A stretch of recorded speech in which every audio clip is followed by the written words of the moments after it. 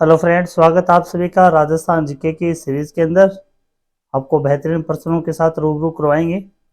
और अगर आपको किसी भी विषय के नोट्स चाहिए तो कमेंट कर दीजिएगा, आपको नोट्स उपलब्ध करवा दी जाएंगे। और हमारे नोट्स और कक्षा की बहुत ही बड़ी विशेषता रही है कि राजस्थान की किसी भी भर्ती के अंदर जीके में लगभग 60 से 70% क्वेश्चन है वो हमने कवर किए हैं। तो पहली बार मंच पे आए हो, पहली बार चैनल पे आए हो तो ज़्यादा से ज़्यादा सब्सक्राइब जरूर करें, लाइक करें। अगर आपको क्लास अच्छी लगी हो तो शुरुआत करते हैं। आज का पहला प्रश्न रहेगा कि निम्नलिखित में से किस जिले में अंतर्राष्ट्रीय और अंतर्राज्यीय सीमा दोनों है। तो ऐसा कौन सा जिला है राजस्थान का जो अंतर्राष्ट्रीय और अंतर्राज्यीय सीमा दोनों ही बनाता है। तो ऐसे दो जिले आते हैं, एक तो बाड़मेर आता है, ऑप्शन में दिखाया भी गया, दूसरा है गंगानगर जिला। दूसरा कौन सा है? गंगानगर जिला है। ये भी पंजाब और पाकिस्तान के साथ सीमा बनाता है, पंजाब और पाकिस्तान के साथ सीमा बनाता है। जबकि बाड़मेर है, ये पाकिस्तान और गुजरात के साथ है वो सीमा बनाता है। अगला प्रश्न देखिए, आबू रोड शहर आबू रोड शहर किस नदी के किनारे पर बसा हुआ शहर है।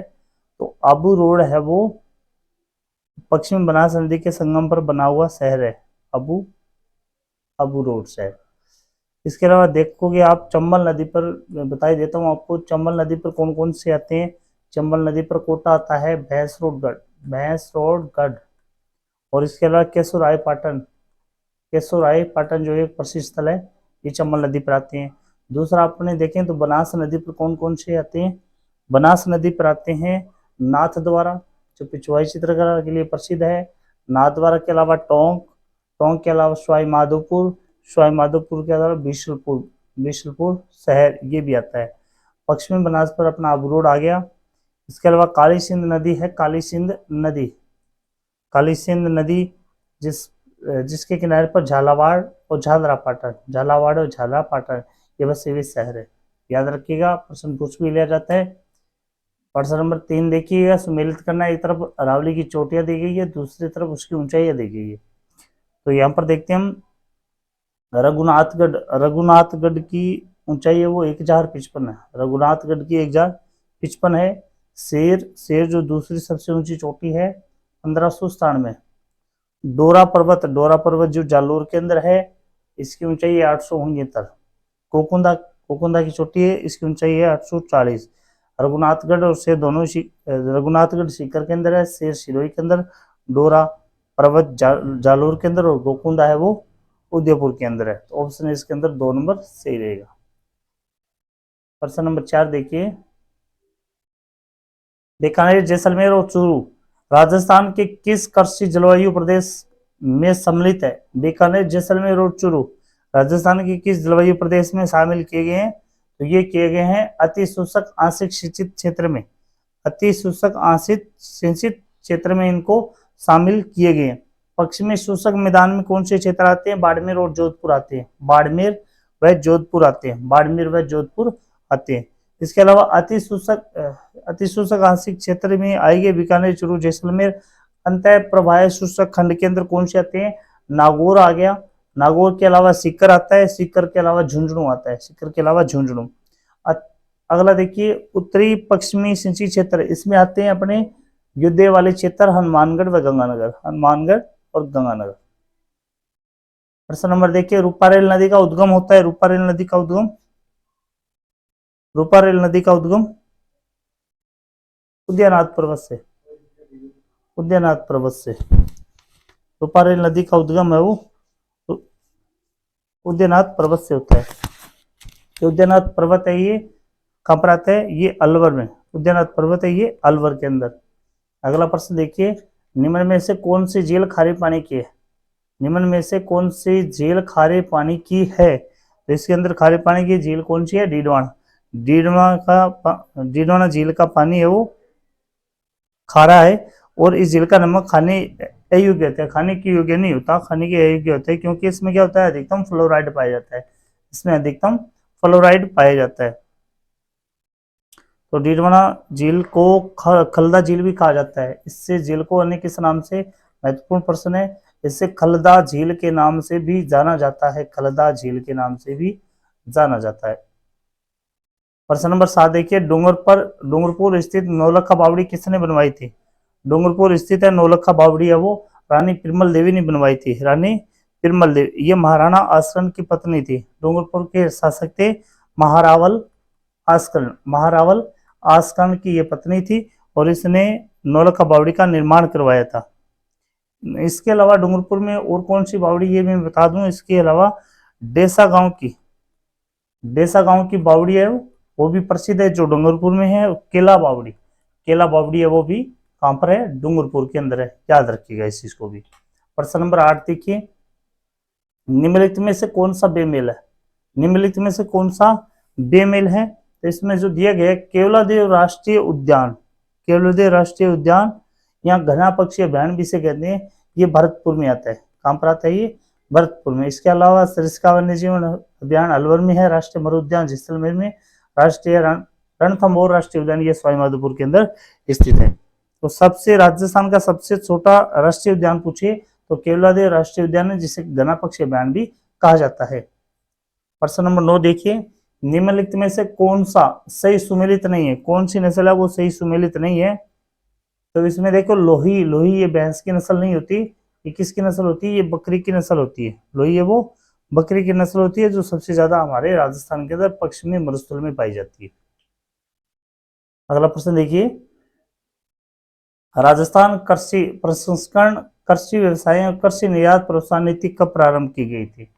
यह नीति प्रारंभ की गई थी 17 दिसंबर 2019 को। 17 दिसंबर 2019 को। और कहां से प्रारंभ की गई, ये जयपुर से। कहां से प्रारंभ की गई है, जयपुर से प्रारंभ की गई। अगला प्रश्न देखिए, राजस्थान राज्य पथ परिवहन निगम, राजस्थान राज्य पथ परिवहन निगम की स्थापना किस वर्ष में की गई थी। तो राजस्थान पथ परिवहन निगम की स्थापना वो 1964 में। कब की गई, 1964, 1 अक्टूबर 1964 में ये योजना शुरू की गई थी, राजस्थान रोडवेज योजना। अगला प्रश्न देखिए, कौन से कार्यक्रम को अकाल राहत से सीधा संबंध है। कौन सा कार्यक्रम है जिसका संबंध है वो अकाल राहत से। तो इसमें जो दिखाया गया मरुस्थलीय विकास कार्यक्रम, मरुस्थलीय विकास कार्यक्रम और सूखा संभाव्य क्षेत्रीय कार्यक्रम, ये दोनों ही है। इसमें देखिए आप, ये दोनों ए और बी दोनों है वो किन से संबंधित है, अकाल राहत से संबंधित है। और इनका ये है वर्तमान में 16 जिलों में संचालित है। कितने जिलों में, 16 जिलों में। प्रश्न नंबर 13 देखिए कि राजस्थान में मुख्यमंत्री युवा संबल योजना कब प्रारंभ की गई। राजस्थान में मुख्यमंत्री युवा संबल योजना वो कब प्रारंभ की गई थी, यह 1 फरवरी 2019 को। 1 फरवरी 2019 को। इसमें क्या होता है, पुरुषों को 4,000 रुपये दिए जाते हैं। पुरुषों को कितने, 4,000 रुपये दिए जाते हैं। महिला को या फिर बात करें दिव्यांग को या ट्रांसजेंडर को, इसमें 4500 रुपये दिया जाता है और ये अधिकतम 2 वर्ष तक दिया जाता है। यह सेवा अधिकतम 2 वर्ष तक दिया जाता है। अगला प्रश्न देखिए, राजस्थान भू राजस्व अधिनियम, राजस्थान भू राजस्व अधिनियम किस वर्ष पारित हुआ था। राजस्थान भू राजस्व अधिनियम ये 1956 में पारित किया गया था, 1956 में। और इस अधिनियम के प्रावधानों के तहत ही अजमेर में राजस्व बोर्ड की स्थापना हुई थी। अजमेर में किस बोर्ड की, राजस्व बोर्ड की स्थापना अजमेर में की गई 1956 को।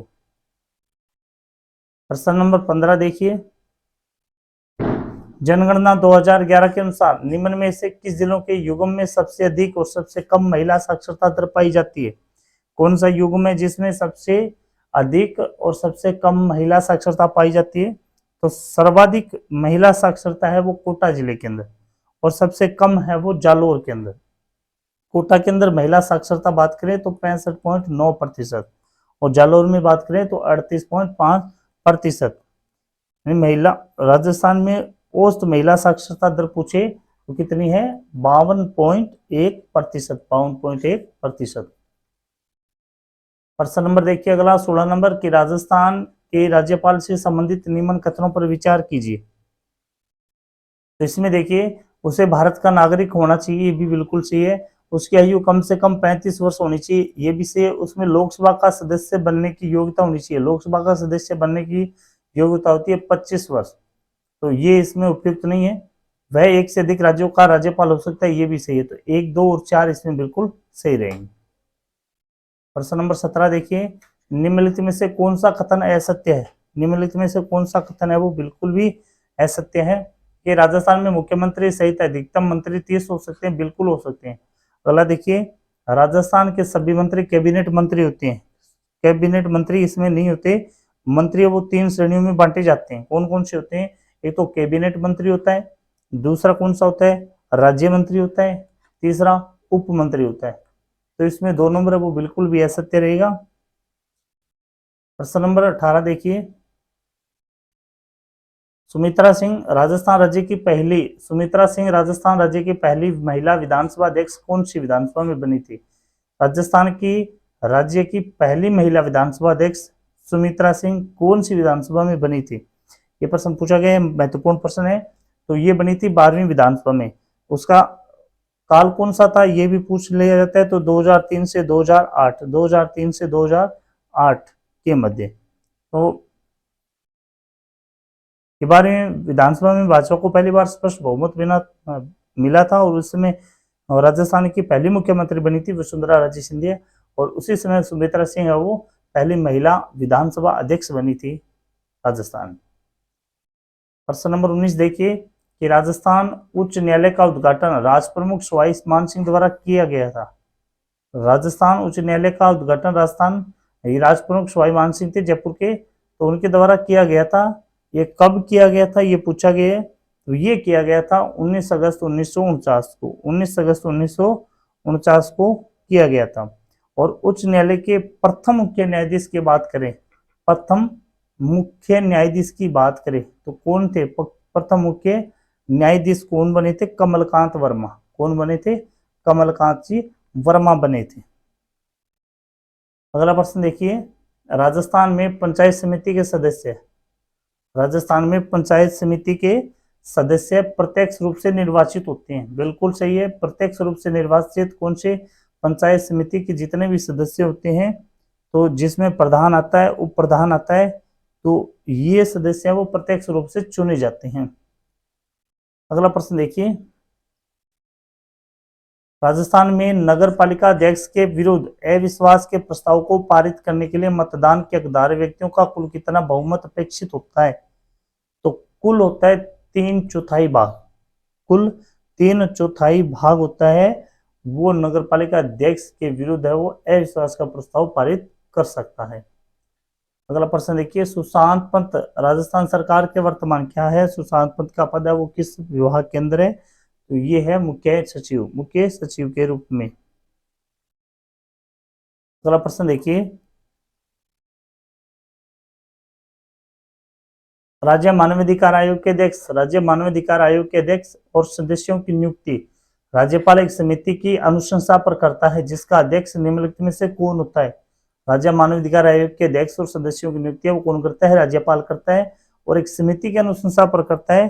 तो वो समिति के अध्यक्ष कौन होते हैं? उस समिति के अध्यक्ष कौन होते हैं? मुख्यमंत्री जी होते हैं।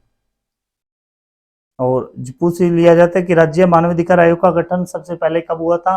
राज्य मानवाधिकार आयोग का गठन हुआ था 18 जनवरी 1999 को, 18 जनवरी 1999 को। अगला प्रश्न देखिए, राज्य लोक सेवा आयोग के सदस्यों को पद से हटाया जा सकता है? राज्य लोक सेवा आयोग के सदस्यों को पद से हटाया जा सकता है। तो ये कब हटाया जा सकता है? राष्ट्रपति के द्वारा सर्वोच्च न्यायालय की जांच के बाद ही इनको हटाया जा सकता है। प्रश्न नंबर 25 देखिए, निम्न में से किसे राजस्थान के लोकायुक्त के अधिकार क्षेत्र में सम्मिलित नहीं किया गया? किसे राजस्थान लोकायुक्त के अधिकार क्षेत्र में शामिल नहीं किया गया? तो मुख्यमंत्री को शामिल नहीं किया गया। मांड प्राचीन नाम था, मांड है वो किसका प्राचीन नाम था? जैसलमेर का प्राचीन नाम था मांड। अच्छा, यहाँ पर दिया गया प्रतापगढ़, प्रतापगढ़ का प्राचीन नाम था देवलिया। क्या नाम था? देवलिया था। करौली, करौली को कल्याणपुर, करौली को क्या कहा जाता था? कल्याणपुरी, कल्याणपुरी या गोपालपाल। और बूंदी का प्राचीन नाम था बुंदा की नाल, बुंदा की नाल। याद रखिएगा ये भी प्रश्न। प्रश्न नंबर 27 देखिए, बिजोलिया शिलालेख में किस वंश के शासकों की उपलब्धियों का उल्लेख मिलता है? बिजोलिया शिलालेख में किस शासकों की उपलब्धियों का उल्लेख मिलता है? तो इसमें मिलता है चौहानों का, चौहानों का उल्लेख मिलता है। प्रश्न नंबर 28 देखिए, जयपुर शहर की स्थापना कब हुई थी? 28 नंबर प्रश्न, जयपुर शहर की स्थापना है वो कब की गई थी?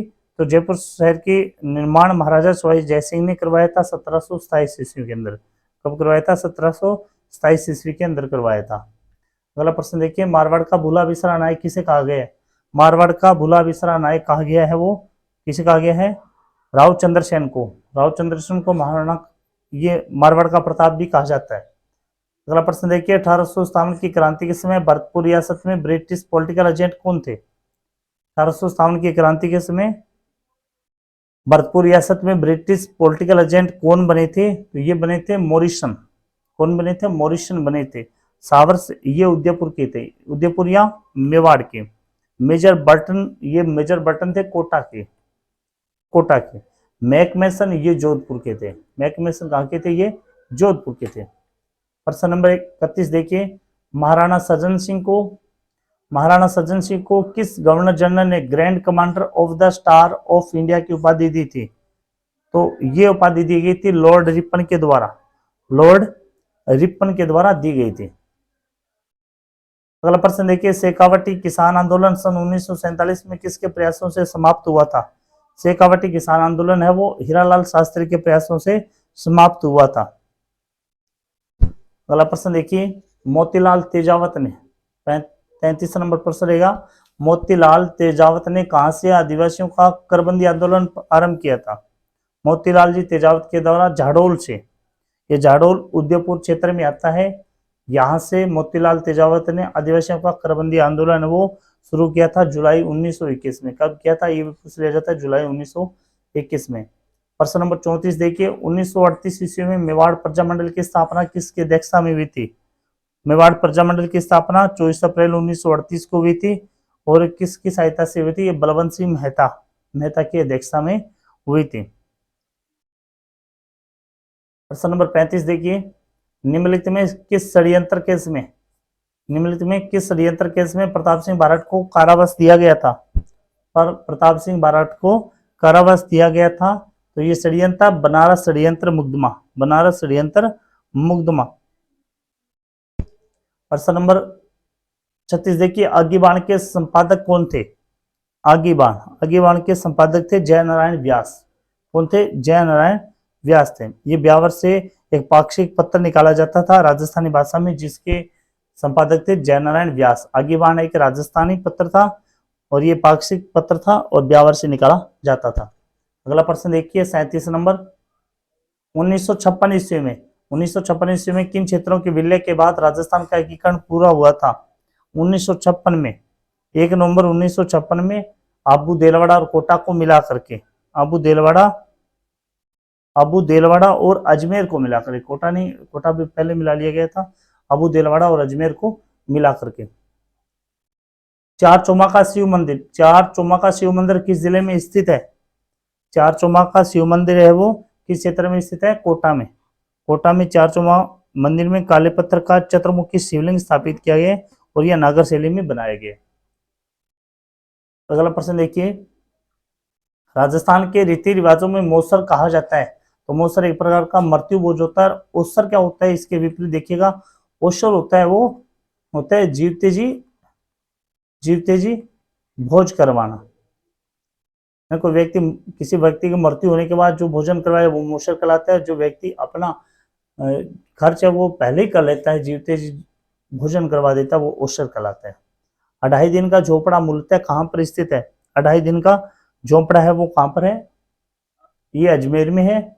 और ये क्या था पहले? ये संस्कृत पाठशाला थी, ये संस्कृत पाठशाला थी जो विग्रह राज चतुर्थ के द्वारा बनाई गई थी और कुतुबुद्दीन ऐबक ने इसको तुड़ा करके यहाँ पर एक झोंपड़ा बनवा दिया था, एक मस्जिद बनवा दी थी, जिसे कहा जाता है 2.5 दिन का झोंपड़ा। 41 नंबर प्रश्न देखिए कि निम्नलिखित में से कौन दादू दयाल जी का शिष्य नहीं थे? कौन दादू दयाल जी के शिष्य नहीं थे? लालदास जी। लालदास जी ये लालदासी संप्रदाय से थे और इनका संबंध है वो अलवर जिले से। प्रश्न नंबर 42 देखिए, निम्नलिखित युग्मों में कौन सा असंगत युग्म है? कौन सा असंगत युग्म है, यानी लोग दी गई है और उसका प्रमुख मंदिर दिया गया है, तो कौन सा संगत है? देखिए आप, ब्राह्मणी माता का मंदिर सोरसेन 12 में है, नारायणी माता का मंदिर राजगढ़ के अंदर है, आवरी माता का मंदिर है, ये निकुंभ के अंदर। जिलानी माता का मंदिर है, ये बहरोड में आता है। कहाँ पर आता है ये? बहरोड, कोटपुतली बहरोड में आता है। तो ये ऐसा में रहेगा। प्रश्न नंबर 43 देखिए, लंगूरिया गीत, बहुत ही प्रसिद्ध प्रश्न। लंगूरिया गीत किस मेले का आकर्षण है? तो ये केला देवी के मेले का आकर्षण है, जो करौली में लगता है, करौली में लगता है। सुमेलित कीजिए। प्रश्न एक जरूर ही आता है वस्त्र से संबंधित, तो यहाँ पर देख लीजिए, आपको सभी में कवर करा देता हूँ। अजरक प्रिंट है, अजरक प्रिंट है, ये बाड़मेर का है। किस क्षेत्र का? ये बाड़मेर का। जाजम या आजम, यानी अजरक और मलिर दोनों प्रिंट बाड़मेर के। जाजम और आजम दोनों की क्षेत्र के, चित्तौड़गढ़ के। पिछवाई कला है, ये राजसमंद की प्रसिद्ध है, नाथद्वारा राजसमंद की। और दाबू प्रिंट है, दाबू प्रिंट है, वो कहाँ के प्रसिद्ध है? ये अकोला के। तो इसमें ऑप्शन अपना 1 नंबर सही रहेगा। प्रश्न नंबर 45 देखिए, किस चित्र शैली में पशु पक्षियों की बहुतायत है? कौन सी चित्र शैली है जिसमें पशु पक्षियों की चित्र वो सर्वाधिक बनाए जाते हैं? तो ऐसी चित्र शैली है वो बूंदी चित्र शैली है, बूंदी चित्र शैली। प्रश्न नंबर अगला देखिए 46, आखा तीज किस माह में मनाई जाती है? एबू जो सावा जिसमें होता है, बाल विवाह सबसे ज्यादा होते हैं आखा तीज के उपलक्ष्य पर। ये कब मनाई जाती है? ये मनाई जाती है बैसाख के अंदर, शुक्ल पक्ष की, बैसाख में शुक्ल पक्ष की तृतीया को, शुक्ल पक्ष की तृतीया को मनाई जाती है। प्रश्न नंबर 47 देखिए, पीपल पन्ना, आभूषण से संबंधित प्रश्न जरूर मिलेगा आपको किसी भी परीक्षा के अंदर, आभूषण से संबंधित। तो पीपल पन्ना क्या होता है? पीपल पन्ना जिसे अगुन्या भी कहते हैं, क्या कहते हैं इसको? उगन्या, उगन्या भी कहते हैं। कान का आभूषण होता है। किसका होता है ये कान का आभूषण होता है। अगला प्रश्न देखिए, मोरचंग, मोरचंग क्या है? मोरचंग एक सुशीर वाद्य यंत्र है, मोरचंग एक सुशीर वाद्य अंतर है जो पीतल और लोहे का बना होता है। ऑप्शन 1 इसके अंदर सही रहेगा। निमाड़ी एवं रंगड़ी, निमाड़ी एवं रांगड़ी किस बोली की उपबोलियां? निमाड़ी और रांगड़ी है वो मालवी की उपबोलियां हैं। और ये बोली कहां पर जाती है? सबसे ज्यादा झालावाड़ और प्रतापगढ़ में बोली जाती है। 50 नंबर प्रश्न रहेगा कि राजस्थान में निम्न में से कौन सा नृत्य केवल पुरुषों द्वारा किया जाता है? निम्न में से बताने, ऐसे तो बहुत सारे नृत्य है, लेकिन निम्न में से एक कच्ची घोड़ी नृत्य है, ये पुरुषों के द्वारा किया जाता है। इसके अलावा पुरुषों के द्वारा गेर नृत्य हो गया, गिद्दड़ नृत्य हो गया, ढोल नृत्य हो गया, चंग हो गया, बम हो गया, अग्नि नृत्य हो गया, ये सभी पुरुषों के द्वारा किए जाते हैं। प्रश्न नंबर 51 देखिए, पाल किसे कहते हैं? पाल, तो पाल बिलों की बस्ती को कहा जाता है। पाल है वो किसे कहा जाता है? बिलों की बस्ती को कहा जाता है। प्रश्न नंबर 52 देखिए, वंश भास्कर किस भाषा में लिखा गया था? वंश भास्कर जो जिसके रचयिता है वो सूर्यमल मिश्र है, और ये किस भाषा में? डिंगल भाषा में लिखा गया था। सूर्यमल मिश्र के द्वारा वंश भास्कर डिंगल भाषा में लिखा गया था। प्रश्न नंबर 53 देखिए, 8वीं शताब्दी में मेवाड़ में एकलिंग मंदिर का निर्माण किसने करवाया था? तो तत्कालीन राजा थे, राजा का नाम था बप्पा राव, जिसे कालभोज कहा जाता है। उन्होंने 8वीं शताब्दी में एकलिंग जी मंदिर का निर्माण करवाया था, बप्पा राव, जिसे कालभोज भी कहा जाता है। राजस्थान के किस संप्रदाय के लोक पुरुषों द्वारा अग्नि नृत्य किया जाता है? अग्नि नृत्य वो किसके द्वारा किया जाता है? ये किया जाता है जसनाती सिद्ध संप्रदाय के द्वारा अग्नि नृत्य। और जसनाती सिद्ध संप्रदाय के लोग है वो कितने नियमों को मानते हैं? ये भी ध्यान रखना, 36 नियमों को मानते हैं। और इनके उपदेश क्या कहलाते हैं? इनके उपदेश है वो सिंबुधड़ा कहलाते हैं। लास्ट प्रश्न देखिए, सीरीज का मल्लीनाथ पशु मेला कहाँ? मल्लीनाथ पशु मेला कब प्रारंभ होता है? मल्लीनाथ पशु मेला ये लगता कहाँ पर है? ये भी याद रखना आपको, तिलवाड़ा बालोतरा में लगता है। कहाँ पर लगता है ये? तिलवाड़ा बालोतरा में लगता है। और ये कब लगता है? ये लगता है चैत्रकृष्ण एकादशी को, चैत्रकृष्ण एकादशी को लगता है, यानी चैत्रकृष्ण एकादशी से चैत्र शुक्ल एकादशी तक लगता है। ऑप्शन इसके अंदर 1 सही रहेगा। और इसमें सबसे ज्यादा कौन सी नस्ल के गौवंश बिकते हैं? थार पारकर और कांकरेज, ये भी याद रखिएगा, थार पारकर और कांकरेज नस्ल के गौवंश है इस मेले के अंदर सबसे ज्यादा खरीदे हुए बेचे जाते हैं। 55 प्रश्नों में अलावा हमने बहुत सारे प्रश्न भी कवर किए हैं। आपको क्लास अच्छी लगी है तो लाइक शेयर जरूर कीजिए। कंप्यूटर और साइंस की क्लासें भी वो इस सीरीज में आपको आगे मिलती रहेगी। जय हिंद, जय भारत।